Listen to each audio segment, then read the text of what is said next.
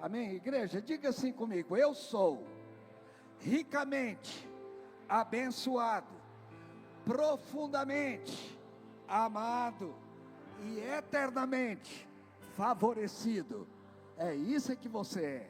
Amém? Projeta para mim o versículo de hoje. Hoje nós estamos no terceiro dia. Admira-me que estejais passando tão depressa daquele que vos chamou na graça de Cristo para outro evangelho. Olha aí, para treinamento foi maravilhoso. Agora todo mundo a uma só voz.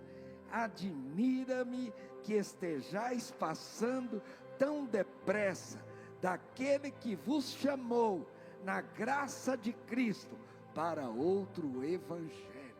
Diga agora comigo: eu fui chamado para a graça de Cristo, não é pelo que mereço, mas pelo que Cristo conquistou para mim. Cristo é a manifestação da graça de Deus.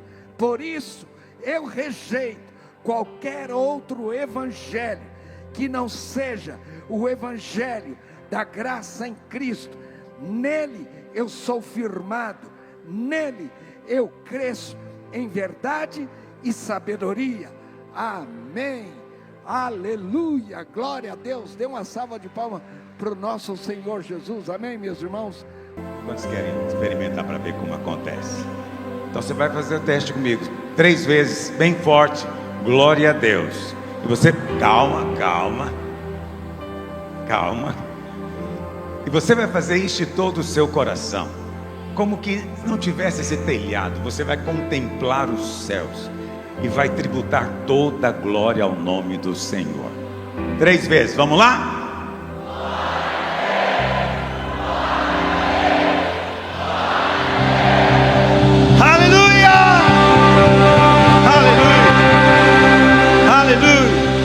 Aleluia. Cumprimenta o irmão que está do seu lado. Fala: que bom que você veio orar hoje, irmão. O Senhor preparou algo especial para você. Aleluia. Aleluia. Gálatas capítulo 1. Hoje estamos no terceiro dia do nosso jejum. Gálatas capítulo 1, capítulo 1, verso 6.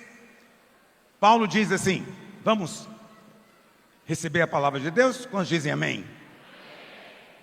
Então cesse toda a conversação agora, porque a palavra do Senhor vai ser liberada no seu coração, e a fé vai despertar, vai brotar, porque é como um rio, a fonte já está em você, mas ela vai borbulhar agora em nome de Jesus. Paulo diz assim: admira-me. Paulo está aqui admirado com os Gálatas, porque os irmãos da Galácia, eles tinham deixado o evangelho para seguir outro evangelho. Aí ele diz assim: admira-me que estejais passando tão depressa daquele que vos chamou na...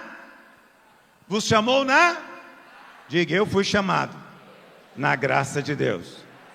Então o evangelho é o evangelho da graça, porque quantos foram chamados pelo evangelho aqui? E Paulo está dizendo que fomos chamados na graça. Então o evangelho é o evangelho da graça de Cristo. E olha, eu fico admirado porque vocês estão passando do evangelho da graça para outro evangelho. Que outro evangelho é esse? Não existe outro evangelho, só há um evangelho. É o evangelho da graça do Senhor Jesus Cristo, que sendo rico se fez pobre por amor de vós, que nunca tendo pecado, Deus o fez pecado em favor de cada um de nós. Na cruz do Calvário, Ele manifestou, expressou definitivamente o amor perfeito do Pai.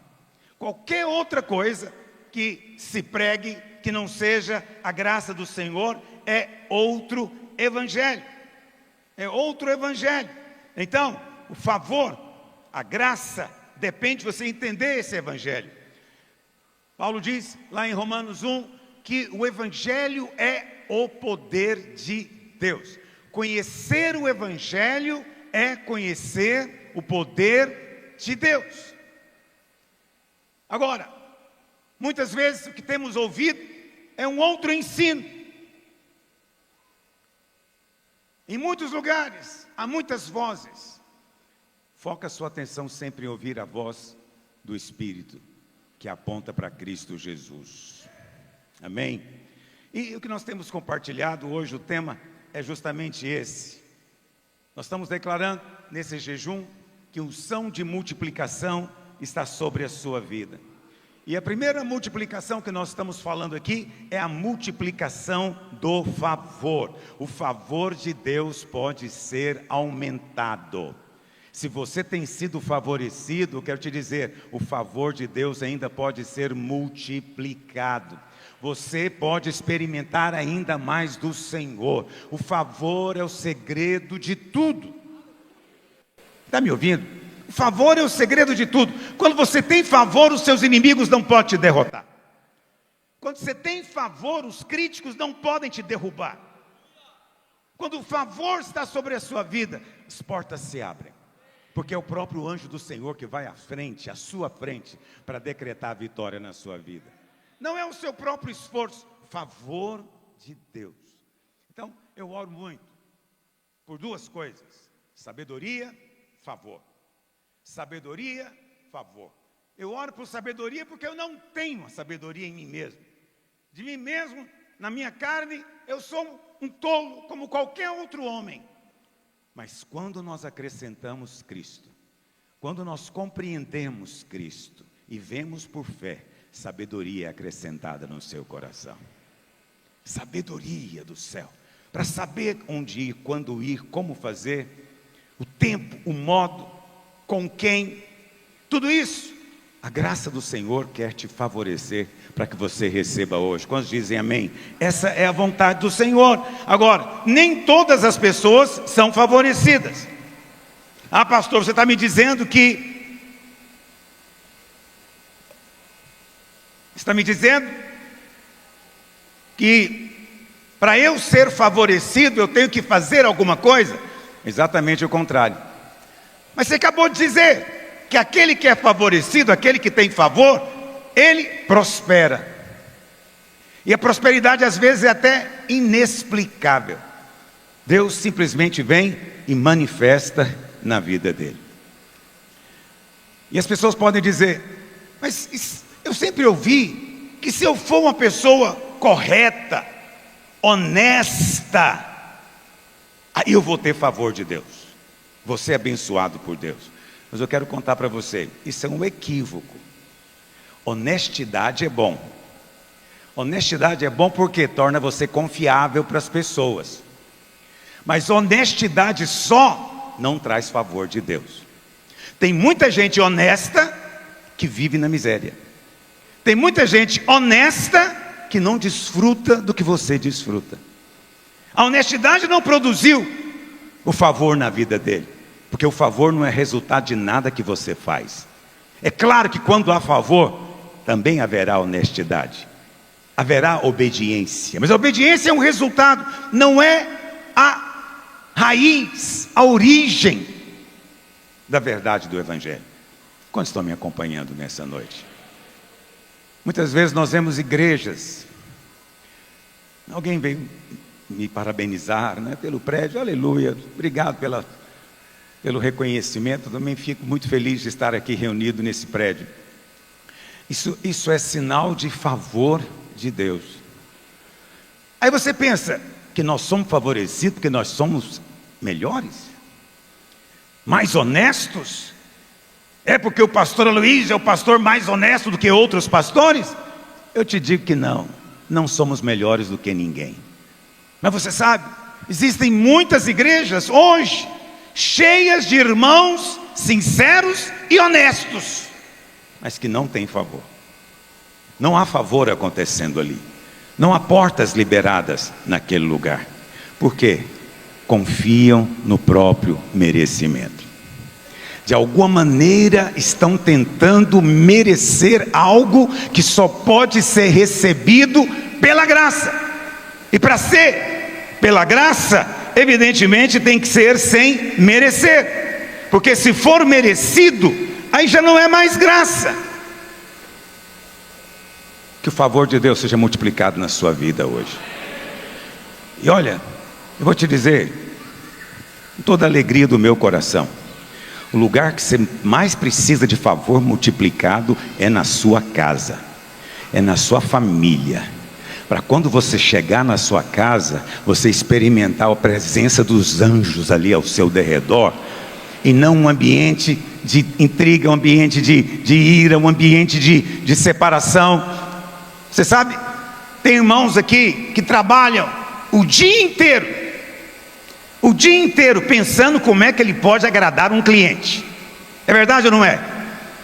Será que tem irmãos aqui que ficam o dia inteiro preocupados, como é que eu posso agradar meu cliente para vender para ele? Será que existe isso? Muitos aqui, não erga a sua mão. Muitos aqui, mas eu vou te dizer, tem alguém mais importante que você devia agradar. Dá uma olhadinha para o lado, se você for casado, é esse aí do seu lado mesmo.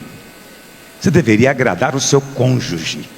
Você gastou meia hora do dia pensando como é que eu posso agradar o meu cônjuge. Você ficou o dia inteiro querendo agradar o seu gerente, agradar o seu chefe, o seu supervisor, querendo agradar o seu cliente, querendo agradar o seu fornecedor. Você quer agradar todo mundo durante o dia, porque você quer ter favor. Mas quando você chega em casa, não tem experimentado, porque você está esquecendo o cliente principal, com todo o respeito da ilustração. O principal está aí do seu lado.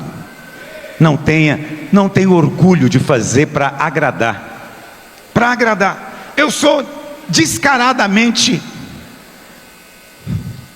não vou falar não, mas a minha esposa, ela sabe disso.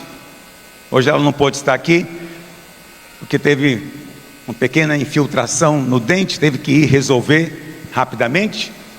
Mas eu liguei para ela agora e eu quero agradá-la. Acabou, né? Está com anestesia, não consegue falar direito, né? Eu falei, escuta, eu fiz um plano há 37 anos atrás de fazer você feliz. Eu estou conseguindo? Aí ela, fiz mesmo. Estou conseguindo, porque eu estou empenhado até hoje nesse negócio. Nós vamos resolver qualquer problema que acontecer.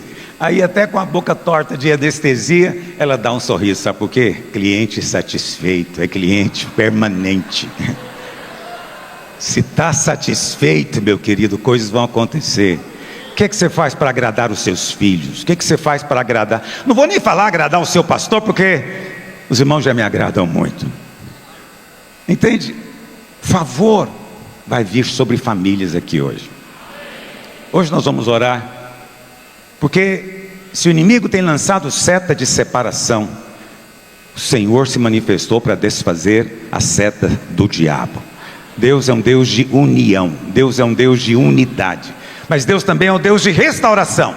Se tem algo aparentemente tão quebrado que parece que não tem mais volta, eu quero te dizer, tem jeito. Ele pode restaurar. Não tem jeito, pastor, porque meu marido não tem jeito. Todo mundo tem jeito para o Senhor. Eu gosto de dizer isso, já falei muitas vezes, vou falar até quando ele voltar. Não existe, você já ouviu esse ditado, é um ditado comum em Goiás: pau que nasce torto, morre torto. Mas eu digo para você, o pau que nasce torto só fica torto até o dia que o carpinteiro de Nazaré encontra com ele. No dia que o carpinteiro encontra com ele, ele é retificado. Não é porque ele pode, não é porque ele consegue, porque haverá poder do céu disponível. Deus vai mudar a história do seu casamento. E não fique pensando que precisa de um longo período para isso, não. Isso pode acontecer hoje. Amanhã pode ser um dia completamente novo na sua casa. O sol vai voltar a brilhar, as coisas vão ganhar mais cor, porque o seu coração vai estar cheio da restauração do Senhor. E se o seu casamento é bom, Deus quer multiplicar favor sobre ele. Quantos dizem amém? Quantos homens aqui são felizes no casamento? Quantas mulheres são felizes no casamento?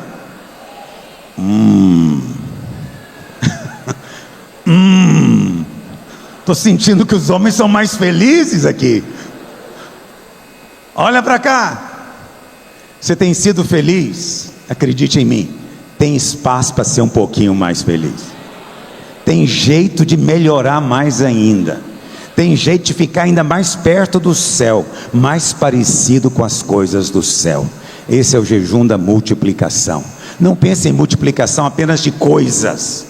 Coisas são importantes, mas não tenha a sua mente focada o tempo inteiro só na questão financeira, na questão de bens. Essas coisas Deus vai te dar, mas ponha a sua atenção no favor. O favor é o segredo de tudo.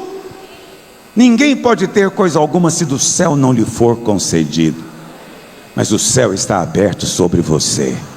Aqui não tem um teto de bronze impedindo a sua oração de chegar no trono de Deus, não. Você tem livre acesso ao trono da graça. Não é trono de juízo, não é trono de julgamento, é trono de graça, para você receber graça, misericórdia. Hoje, nesse tempo que você tem buscado, Deus quer ouvir hoje, responder a sua oração. Amém, meu querido? Favor do céu. O Senhor nos dá favor. Não é baseado na lei. Isso é uma coisa extremamente importante. As pessoas falam para mim: pastor, por que você prega esses assuntos que parece que as outras igrejas não pregam? Aqui quase todo domingo você fala de lei, é lei para cá, é lei para acolá. Eu digo para você por que eu prego. Porque é o que está escrito. Eu prego o que está no livro de Romanos, de Gálatas, de Efésios, de Hebreus. Eu prego o que o apóstolo pregava. E é isso que ele pregava. Ah, mas foi para 2000 anos atrás. Engano seu. A palavra do Senhor é eterna. A palavra do Senhor é eterna. E se ela valeu para 2000 anos atrás, ela vale para hoje também. E se foi importante para aqueles irmãos de 2000 anos atrás entenderem que a bênção não vem pela lei, é importante para você também. Paulo diz o que? Lá em Gálatas 2, verso 21, nós lemos esse versículo aqui essa semana já, vamos ler de novo. Ele diz: não anulo a graça de Deus. Diga: eu não anulo a graça de Deus. Espera aí, é possível anular a graça? Eu vim aqui te falar de multiplicar a graça, favor.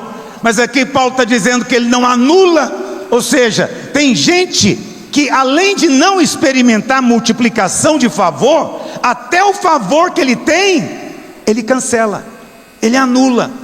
O que leva alguém a anular, cancelar a graça? Se perguntar isso para qualquer pessoa lá fora, qualquer religioso vai te responder o quê? Pecado, pecou, perdeu, pecou, acabou. Não, o pecado não é mais impedimento. O sangue do Cordeiro Eterno foi derramado na cruz. Há perdão disponível. Está me ouvindo? O que anula a graça não é o pecado. Daqui a pouco eu vou te dizer o que o pecado na verdade pode trazer. Mas o que anula a graça é a justiça própria. Paulo diz: se a minha justiça, justificação, para eu chegar no céu, é mediante a obediência à lei, então Cristo morreu em vão. Ou seja, cada vez que você pensa que para ser abençoado, primeiro você tem que cumprir a obediência, primeiro tem que cumprir o mandamento, cada vez que você pensa isso, você está anulando graça na sua vida. Mas cada vez que você se levanta e declara que onde abundou o pecado, superabundou a graça de Deus, você está honrando a obra de Cristo. O Espírito Santo me falou isso ontem claramente, e eu digo para você hoje novamente.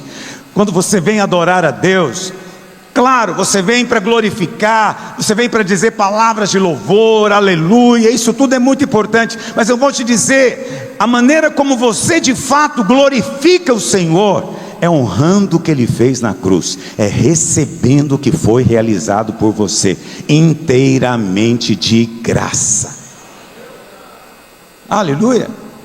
Eu estou vendo muitos irmãos entrando, se movimentando. Tem muitos bancos por aqui. Vocês podem vir sentar aqui na frente.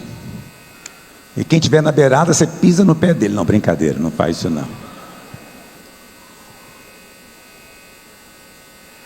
Ok. É claro que nesse prédio não vai caber a nossa igreja. Mas aí quem chegar atrasado vai receber oração em pé. Então, você anula a graça com a lei. Eu tentando obedecer o mandamento. Ah, pastor, eu não faço isso. Não faz? O que lhe vem à cabeça quando você tem um pedido diante de Deus? Eu pedi isso aí, será que eu estou em condições de pedir isso aí? Ai meu Deus, essa bênção aí é grande demais, será que eu posso pedir? O que está na sua cabeça? Primeiro você tem que se qualificar, você tem que ser muito, muito, muito bonzinho. Aí quem sabe uma bênção tão grande alcance você, porque você ainda está acalentando o pensamento que é baseado em algo que você faz. Não tem nada a ver com você, tem tudo a ver com Ele. Não é baseado na sua obra, é baseado na obra dEle. Alguém diga glória a Deus. Agora, eu não anulo a graça de Deus. A lei, vou te dizer uma coisa muito séria. Eu tenho que te falar às vezes com calma, para que você entenda claramente. O maior obstáculo das pessoas não é o pecado. Seu maior obstáculo são as suas obras. É o que você fez, que você acha que é muito bom. Esse é o seu inimigo. Isso é que se levanta contra você. Ah, pastor, mas você quer dizer que o pecado, então eu posso sair, pecar, fazer o que eu quiser? Não, não disse isso. Mas lá em Romanos, vamos ler esse versículo. Esse aqui é importante quando fala de multiplicação da graça de Deus. Romanos 5, verso 20. Vamos ler o verso 20 e o verso 21. Diz assim: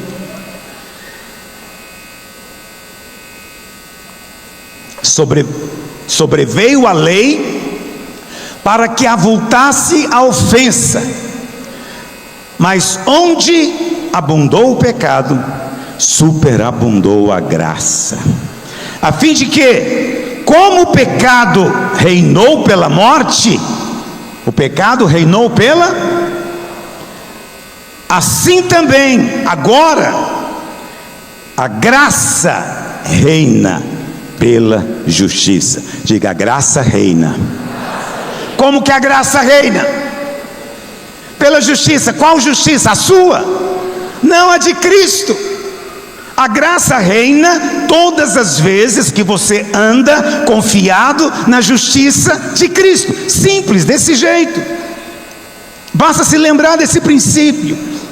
Cada vez que você posiciona a sua vida e diz para o Senhor: Senhor, eu estou aqui não confiado no meu mérito, eu estou aqui não confiado nas minhas próprias obras, estou aqui confiado na justiça de Cristo, a justiça que procede da fé. Cada vez que você faz isso, meu querido, a graça reina na sua vida. Coisas que você não merece começam a acontecer ao seu derredor. Bênçãos do céu vêm para alcançar você, porque a graça reina. Eu quero ver a graça reinando. Quantos querem ver a graça? Você quer ver a graça reinando na sua vida, na sua casa, na sua família, no seu trabalho, na sua célula, na sua rede? Você quer ver a graça reinando? A graça reina pela justiça. A graça reina pela justiça. Mas pastor, olha o que diz o verso 20: onde abundou o pecado, superabundou a graça. Eu preguei sobre isso anteontem, mas eu sou assim, eu prego de novo. Eu não me importo de repetir para vocês, a palavra de Deus é segurança, que a palavra seja a mesma. Mas olha, alguém me ouviu? Sempre alguém ouve e fica chocado com isso, porque é chocante. A pessoa nunca esteve conosco, nunca ouviu esse ensino, e de repente chega alguém e diz para ela: olha, é o seguinte, onde abundou o pecado, onde tinha muito pecado, teve mais graça ainda. Aí essa pessoa me mandou uma mensagem dizendo: pastor, eu quero saber onde está isso na Bíblia, eu quero um exemplo. E o exemplo está nesse capítulo. Qual é o exemplo? Pedro. Que os irmãos sabem que Judas traiu a Jesus, mas você sabia que Pedro também traiu a Jesus? Pedro negou o Senhor Jesus 3 vezes, para não ter dúvida. Na Bíblia o número 3 significa algo feito completamente. Jesus orou 3 vezes, Paulo orou 3 vezes, Pedro negou 3 vezes. Tudo isso significa que foi feito completamente. Então Pedro negou mesmo, e da última vez ele negou praguejando: não conheço, não sei quem é. Ele errou feio. Um dia antes da ressurreição, Judas suicidou-se. O que era o suicídio? Uma ilusão de ele próprio querer pagar a própria dívida. Percebeu que tinha condenado sangue inocente, e ele então achou que a vida dele serviria de pagamento. Insuficiente. A sua vida não pagaria, ou não paga, porque a sua vida está contaminada pelo pecado. Por isso o Filho de Deus teve que vir, viver aqui sem pecado, para pagar a sua dívida, a nossa dívida. Mas Pedro não, Pedro ficou. No terceiro dia o Senhor ressuscita, e a Bíblia fala que as mulheres vão até o túmulo para embalsamar o corpo. Mas quando elas chegam lá, o que elas encontram? Elas encontram um anjo. E o anjo fala o que para elas? Projeta para mim, Marcos 16, verso 7. O anjo diz o que para elas? O anjo diz assim: mas ide, vão e digam aos seus discípulos e a Pedro. Pedro merecia uma menção aqui honrosa? Ele tinha negado Jesus 3 dias antes. 3 dias antes tinha negado o Senhor. E o anjo fala: olha, tem um recado dele para você. Ele mandou vocês irem e avisarem para os discípulos, mas olha, especialmente para Pedro, o que mais tinha pecado, recebeu a maior honra. Mas a história nem termina aí, né? E ele diz: olha, vai lá e fala para eles que o Senhor vai adiante deles para Galileia, lá o vereis. E é isso que acontece. Eles vão para Galileia. Pedro resolve pescar naquela noite. Mais uma vez não pegaram nada, você conhece a história.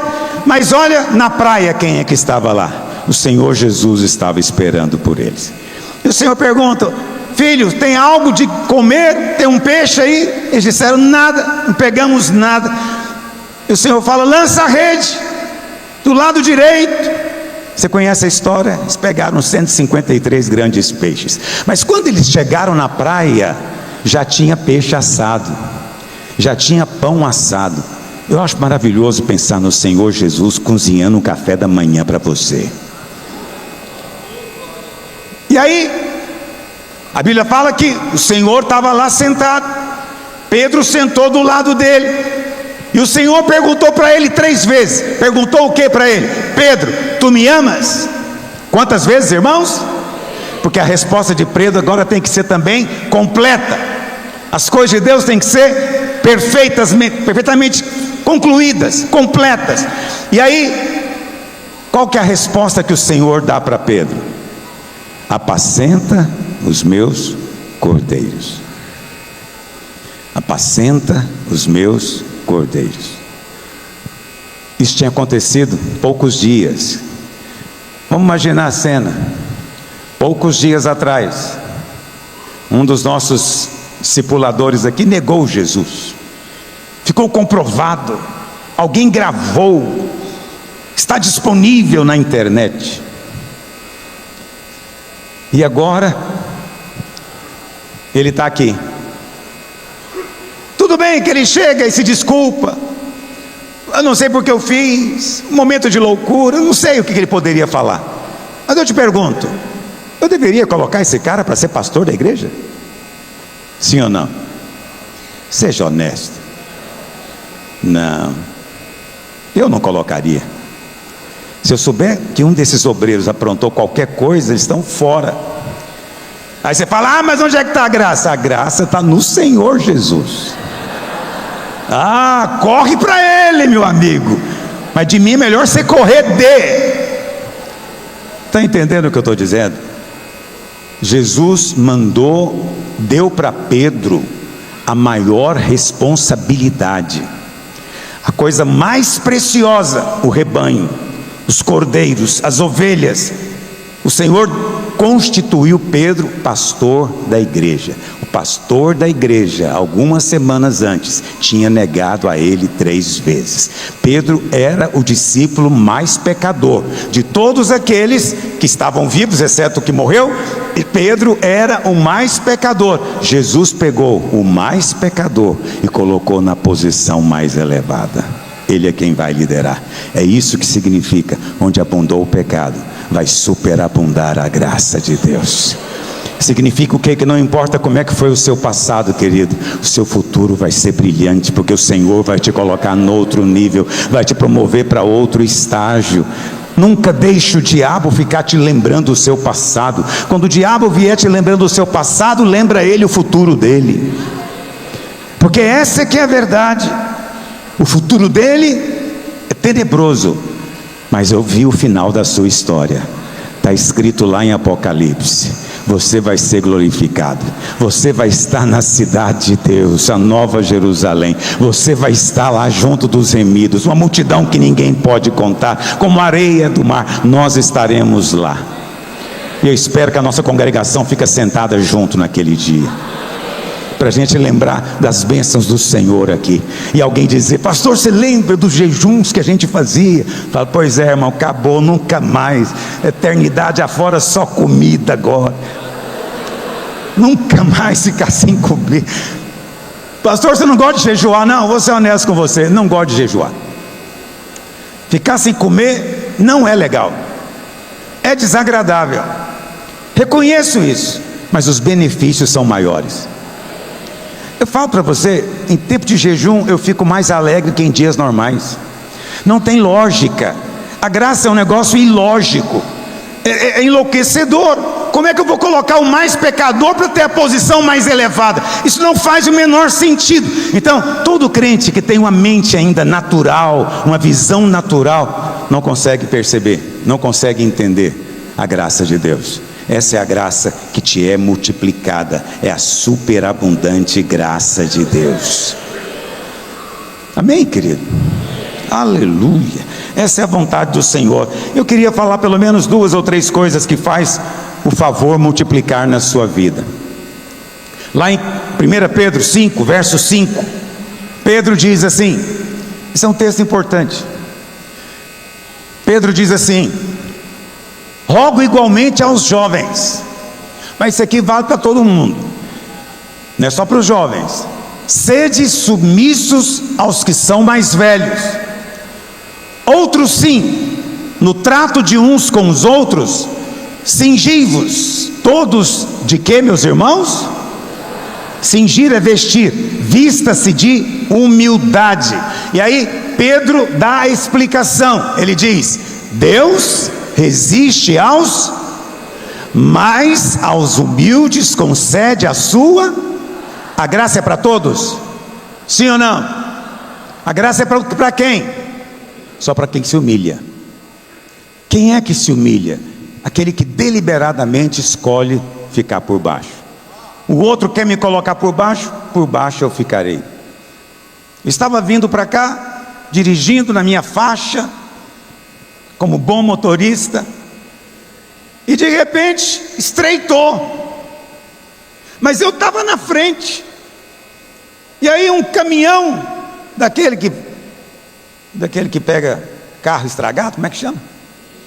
Guincho, que nome mais,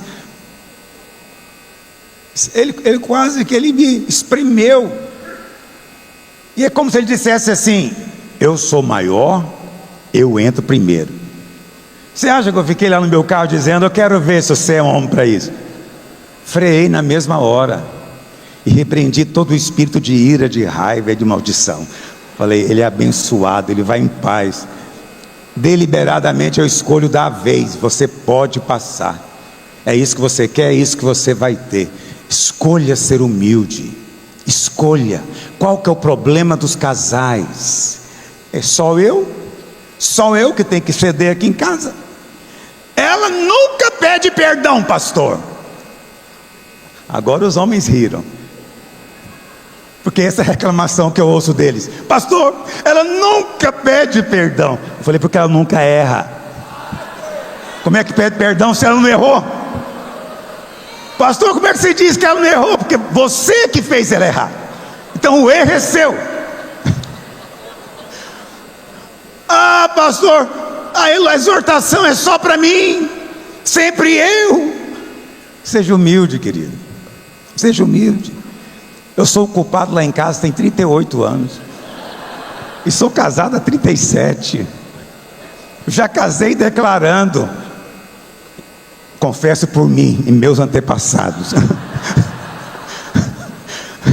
Por minha culpa, minha tão grande culpa. Presta atenção. Eu falo isso brincando, mas é uma atitude que eu tenho com a minha esposa. Eu não quero ter razão. Eu não quero ser melhor. Eu não quero que ela perceba o meu raciocínio superior.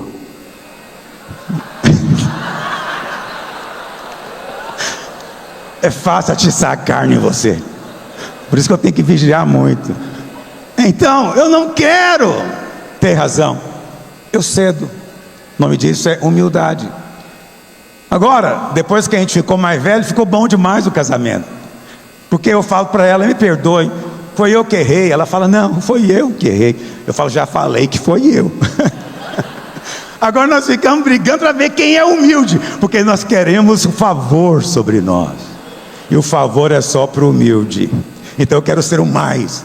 Quantos querem favor multiplicado na sua vida? O oposto de humildade, eu já estou encerrando, tá bom? Nós vamos orar. É como eu te disse, eu estou de jejum, eu fico alegre, porque meus olhos se abrem. Eu vejo mais do que eu vejo normalmente.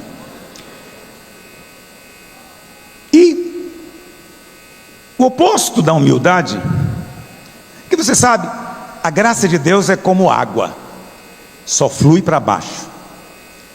Rios não sobem, só descem.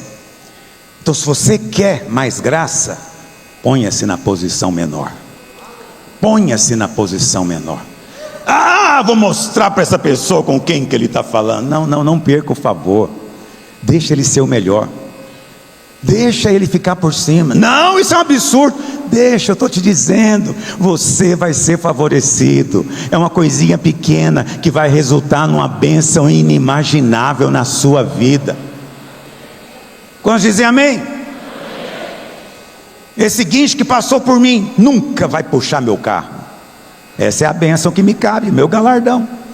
Porque é o favor para quem se coloca por baixo. Presta atenção, quem se coloca por baixo está negando o quê? O ego. Ego, eu poderia dizer eu, mas a palavra eu às vezes fica difícil de você perceber o peso. Então é o ego. O ego, olha para cá, estou te ensinando. O ego tem um tripé. Você sabe o que é um tripé? Não é uma mesa ou uma cadeira de 3 pernas. O ego é um tripé formado de quê? Primeiro, justiça própria. A justiça própria é a mãe de todos os outros pecados. Está me ouvindo? Tudo procede do merecimento, de achar eu mereço isso, eu não mereço aquilo. Como Deus pôde fazer isso comigo? Eu estou revoltado com Deus. Chama-se justiça própria. Segunda perna do ego chama-se orgulho. Orgulho, soberba. E a terceira perna chama-se rebeldia. Aí a coisa azedou já. Um gera o outro. A justiça própria é aquela postura de eu obedeci, eu fiz o que tinha que fazer. Quando você tem esse pensamento, o que você produz? Soberba, orgulho. Eu não sou tão mal, eu sou bom. Eu sou bom. Olha como eu sou humilde. Eu sou bom. Orgulho. E o orgulho vai resultar em quê? Rebeldia. Porque o orgulhoso, num certo momento, ele vai dizer: peraí, por que o Marcos Mota é que é meu líder? Eu sou melhor do que ele. Eu prego melhor do que ele. Por que ele é o meu líder? Não vai ser. Mas você entende? O ruim lá no final é a rebeldia, que é o pecado de Lúcifer, é o espírito luciferiano, é a rebeldia, não é? Que pode acontecer em qualquer esfera da nossa vida, mas tudo começa na justiça própria, no mérito. que ela seja hoje crucificada em nome do Senhor Jesus. Que possamos hoje desfrutar da bênção do céu em nome de Jesus. Quando nos submetemos, então nós ganhamos favor de Deus. E aí, Deus faz o quê? Deus nos exalta. Tem gente que acha que Deus não exalta, que Deus não quer exaltar ninguém. Deus não é contra a exaltação. Está me ouvindo? Deus é contra você se exaltar. Deixa Ele exaltar você. Deixa Ele, a seu tempo, levantar você. Seja Ele o seu defensor e o seu advogado. Você vai experimentar glória da parte do céu. Quantos dizem amém? Uma outra coisa que multiplica favor na sua vida, é apenas um exemplo, eu vou encerrar com isso. Lá em Gênesis capítulo 6, verso 8, a Bíblia fala um versículo muito simples, que diz assim: Noé achou graça diante do Senhor. Quando o próprio texto não explica, nós podemos usar o recurso do significado original da palavra, e aí nós podemos ter um vislumbre da intenção do Espírito.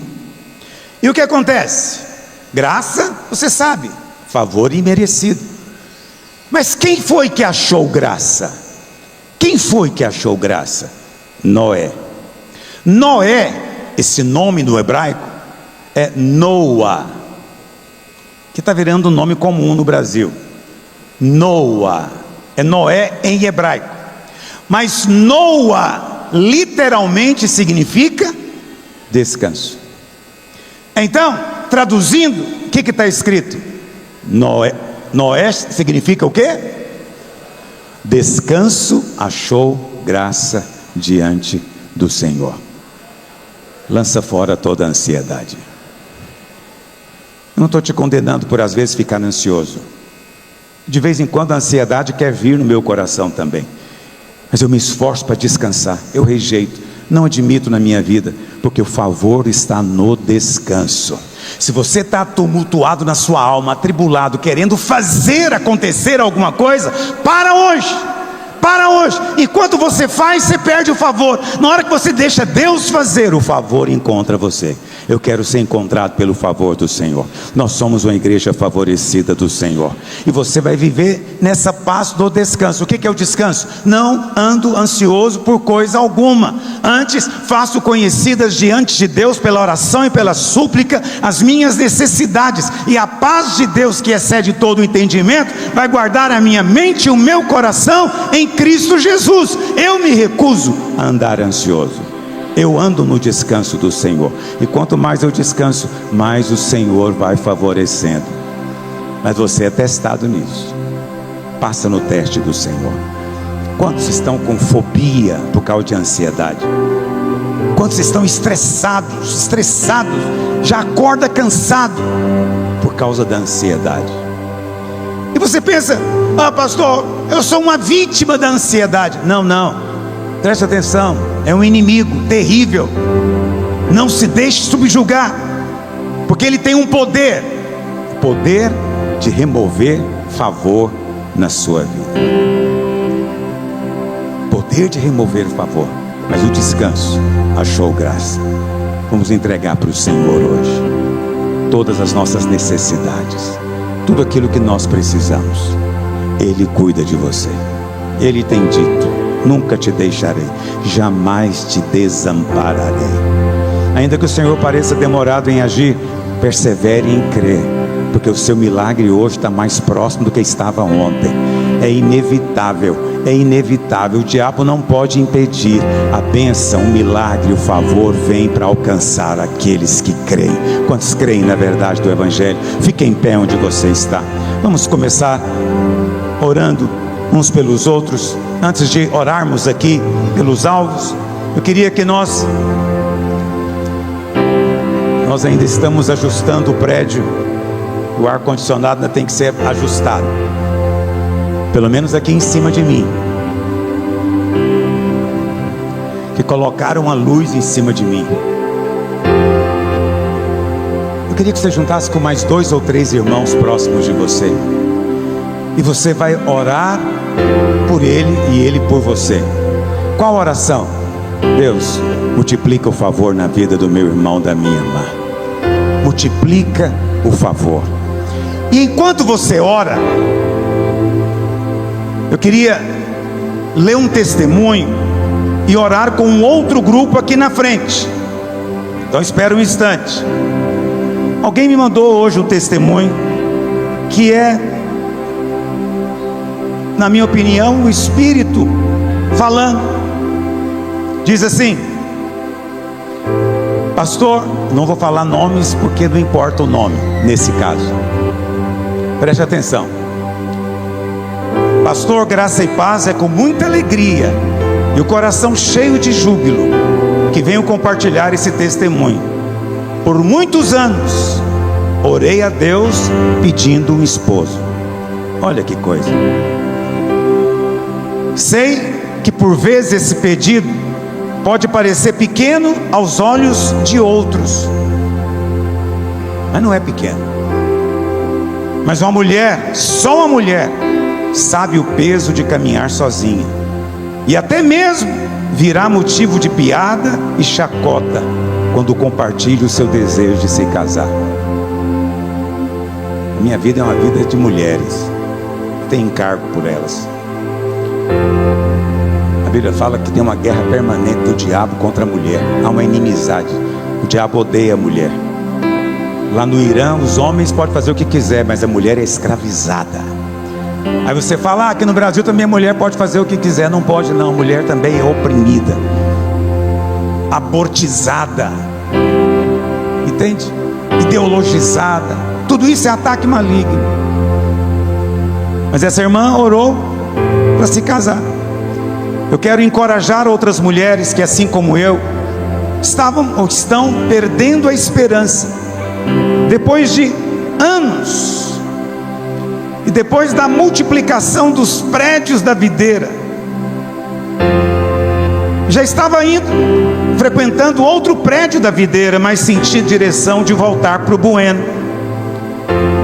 E conversando num final de culto com os irmãos, fui apresentada a um homem, um senhor extrovertido e atencioso. Após 8 meses dessa conversa, estamos completando agora 1 semana de casados. Quero enfatizar que o Senhor não me deu o que eu havia pedido. Ele fez ainda melhor. Meu marido é um homem apaixonado por Deus, que sempre me trata com graça e amor. Quero finalizar deixando aqui a declaração de fé que me sustentou durante os anos de espera e que continua sendo a promessa de Deus sobre a minha casa. Jeremias 29:11. Eu é que sei que pensamentos, que planos tenho a vosso respeito, diz o Senhor, pensamentos de paz, não pensamentos de mal, para vos dar o futuro que você deseja, um futuro de paz.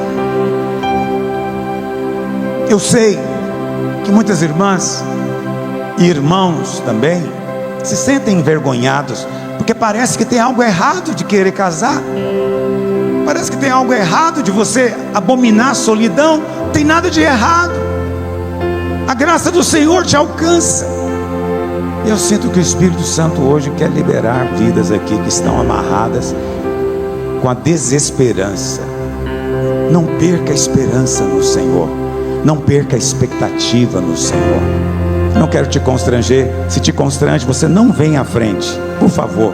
Mas se você sente liberdade, você quer receber oração, sai do seu lugar, os pastores vão orar por você aqui.